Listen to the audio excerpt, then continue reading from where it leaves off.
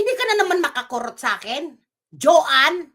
Kaya pinaririnig mo na naman, para kang sirang plaka, piece of shit, bullshit ka, puking ina mo.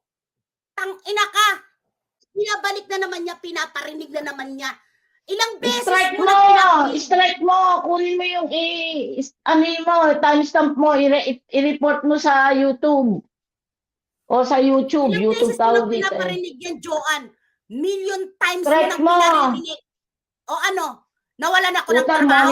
monetize na yan. Pwede Hindi. na i-strike yan. Pa-strike natin. Pakadami mag-i-strike dyan, magagaling. Para, tat na Yung kayo ginawa sa mo, Joanne, monetize eh. that's against the law. Ni-record mo yung kapatid ko without Wiretap yun her eh. knowing. Hindi niya alam. Nire-record mo. Kaya, Kunin mo yung nag-unlimited ka ng timestamp. mga kasinungalingan sa'yo. In order for her na para bumilib ka din sa kanya katulad sa'yo na nagpapabilib dito sa Sokmed para paniwalaan ng mga tao. Pero you're just a piece of shit. You are shit. Son of a bitch. Alam mo, Karang Cynthia, sino ba kasama natin dito si Riz Bakar at saka si Big Brother? Alam niyo, alam ng mga kasama niya, wala na yan. Kaya lang, yung mga natitirang kasama, namamlastik na lang yon. Pero sila, hindi na naniniwala yung mga kasama. Namamlastik na. Di ba yun ang sabi ko? Pinangatawanan na lang nila mag-stay.